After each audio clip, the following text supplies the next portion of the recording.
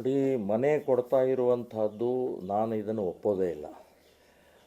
ಈಗಾಗಲೇ ಸುಮಾರು ಹೆಚ್ಚು ಕಡಿಮೆ 37 ಲಕ್ಷ ಜನರಿಗೆ ಮನೆ ಇಲ್ಲ ಅನ್ನುವಂಥದ್ದು ಮಾಹಿತಿ ಬಂದಿದೆ.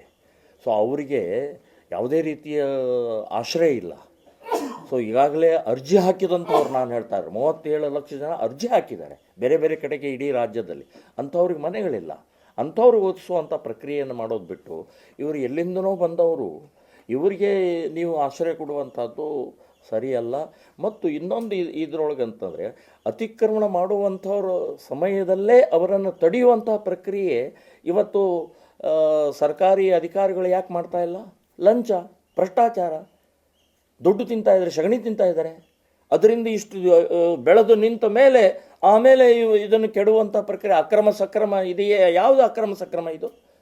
ಈ ರೀತಿ ಎಲ್ಲಿ ಫುಟ್ಪಾತ್ ಅತಿಕ್ರಮಣ ಆಗ್ತಾ ಇದೆ, ಗೋಮಾಳ ಅತಿಕ್ರಮಣ ಆಗ್ತಾ ಇದೆ, ಸರ್ಕಾರಿ ಜಾಗಗಳ ಅತಿಕ್ರಮಣ ಆಗ್ತಾ ಇದ್ದೇವೆ. ಇಮ್ಮಿಡಿಯೇಟ್ ಅದನ್ನು ತೆಗೆದು ನಿಲ್ಲಿಸುವಂಥ ಪ್ರಕ್ರಿಯೆ ಯಾಕಿಲ್ಲ? ಅಲ್ಲಿ ಭ್ರಷ್ಟಾಚಾರ, ಅಲ್ಲಿ ರಾಜಕಾರಣಿಗಳು ಇವ್ರದ್ದು ವೋಟ್ ಬ್ಯಾಂಕು ಅವರೇ ಒತ್ತಡ ತರ್ತಾರೆ. ಸೊ ವೋಟ್ ಬ್ಯಾಂಕದ ಹಿನ್ನೆಲೆಯಲ್ಲಿ ನೀವು ಏನು ಮಾಡ್ತಾ ಇದ್ದೀರಿ? ದೇಶವನ್ನು ಮಾರಾಟ ಮಾಡ್ತಾ ಇದ್ದೀರಾ?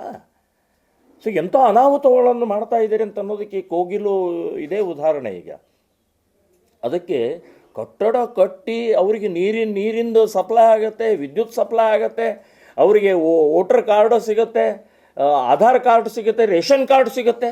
ಹೇಗೆ? ಯಾವ ಆಧಾರ ಮೇಲೆ ಕೊಡ್ತಾರೆ ಅವ್ರಿಗೆ? ನುಸುಳುಕೋರರು ಅನಧಿಕೃತ ವಾಸ ಮಾಡ್ತಾ ಇದ್ದಾರೆ, ಕಾನೂನು ಬಾಹಿರವಾಗಿ ವಾಸ ಮಾಡ್ತಾ ಇದ್ದಾರೆ. ಅಂದರೆ ಭ್ರಷ್ಟಾಚಾರದಿಂದ, ವೋಟ್ ಬ್ಯಾಂಕ್ನಿಂದ ಏನು ಬೇಕಾದ್ದು ಮಾಡಬಹುದು ಅಂತನ್ನುವಂಥದ್ದು ನೀವು ಮೆಸೇಜ್ ಕೊಡ್ತಾ ಇದ್ದೀರಿ. ಸೊ ಹಾಗಾಗಿ ನಾನು ಹೇಳೋದು, ಈ ಮನೆ ಕೊಡೋದು ತಪ್ಪಾಗತ್ತೆ. ನಾನು ಅಡ್ವೊಕೇಟ್ ಜೊತೆಗೆ ಸಂಪರ್ಕ ಮಾಡಿ ಅವ್ರ ಜೊತೆ ಕನ್ಸಲ್ಟ್ ಮಾಡಿ ಹೈಕೋರ್ಟ್ನಲ್ಲಿ PIL ಹಾಕುವಂಥದ್ದು ಕೂಡ ಯೋಚನೆ ಮಾಡ್ತಾ ಇದ್ದೇನೆ.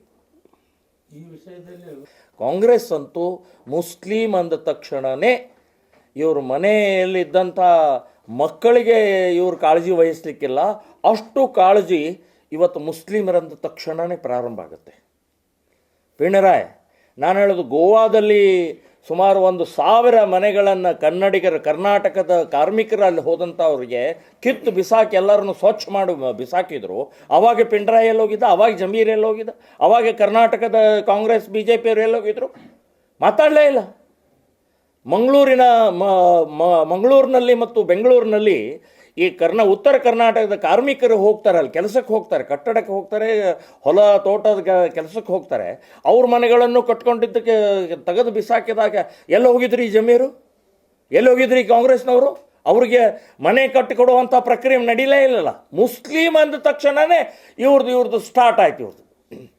ಇವ್ರ ಹೃದಯ ಬಡಿತ, ಎಲ್ಲ ಬಡಿತ ಪ್ರಾರಂಭ ಆಗುತ್ತೆ. ಇವ್ರದ್ದು ವೋಟ್ ಬ್ಯಾಂಕ್, ದುಷ್ಟ ರಾಜಕಾರಣ, ದೇಶದ್ರೋಹಿ ರಾಜಕಾರಣ ಇದು.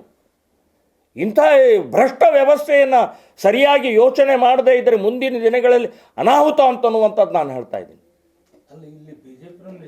ಮುಸ್ಲಿಮರನ್ನು ತುಷ್ಟೀಕರಣದ ವಿರುದ್ಧ, ಗೋಮಾತೆಯ ಹತ್ಯೆಯ ವಿರುದ್ಧ, ಲವ್ ಜಿಹಾದ್ ವಿರುದ್ಧ, ಅದು ಹಿಂದೂ ಇರಲಿ, ಅವ್ರಿಗೆ BJP ಇರಲಿ, ಕಾಂಗ್ರೆಸ್ ಇರಲಿ, JDS ಇರಲಿ, ಅಥವಾ ಇನ್ಯಾವುದೇ ಪಕ್ಷ ಇರಲಿ, ಹಿಂದೂಗಳ ಹಿತದೃಷ್ಟಿಯಿಂದ, ದೇಶದ ಹಿತದೃಷ್ಟಿಯಿಂದ ನಾನು ಯಾರನ್ನೂ ನೋಡಿಲ್ಲ, ನೋಡುವುದೂ ಇಲ್ಲ.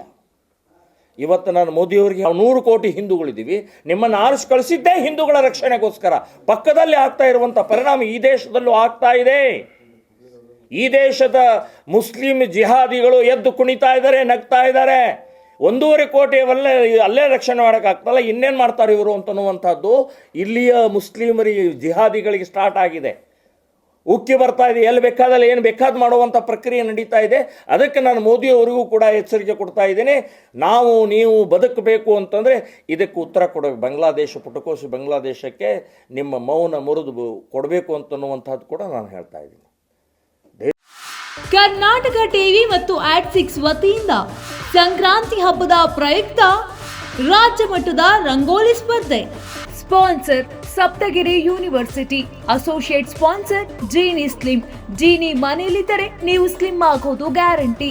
ಕೋ sponsors Nandana palace, legendary Andhra restaurant chain, KMF Nandini, ನಮ್ಮ ಹೆಮ್ಮೆ, KSDL ಮೈಸೂರು ಸ್ಯಾಂಡಲ್ 100% ಶುದ್ಧ ಶ್ರೀಗಂಧದ ಎಣ್ಣೆಯಿಂದ ತಯಾರಿಸಿದ ಏಕೈಕ ಸಾಬೂನು.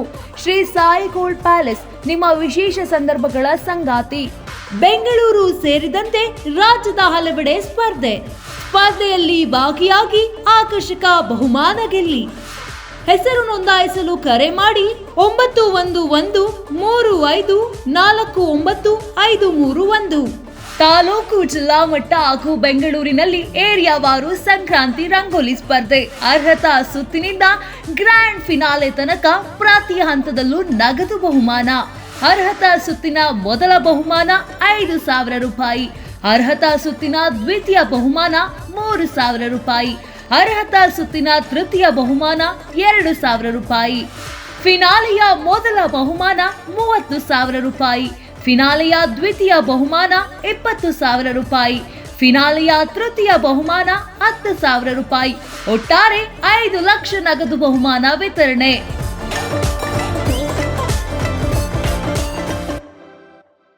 ಯಾರಾಗ್ತಾರೆ ಎಂಎಲ್ಎ ಅಭ್ಯರ್ಥಿ 2028 ಶೀಘ್ರದಲ್ಲೇ. ಪ್ರತಿದಿನ ಒಂದೊಂದು ಕ್ಷೇತ್ರದ ಟಿಕೆಟ್ ಆಕಾಂಕ್ಷಿಗಳ ಸಂಪೂರ್ಣ ಮಾಹಿತಿ ಪೊಲಿಟಿಕಲ್ ಜರ್ನಲಿಸ್ಟ್ KM ಶಿವಕುಮಾರ್ ಅವರಿಂದ. ಕರ್ನಾಟಕದ ನಂಬರ್ 1 ಡಿಜಿಟಲ್ ಮೀಡಿಯಾ ನಿಮ್ಮ ನೆಚ್ಚಿನ ಕರ್ನಾಟಕ ಟಿವಿಯಲ್ಲಿ ಮಾತ್ರ.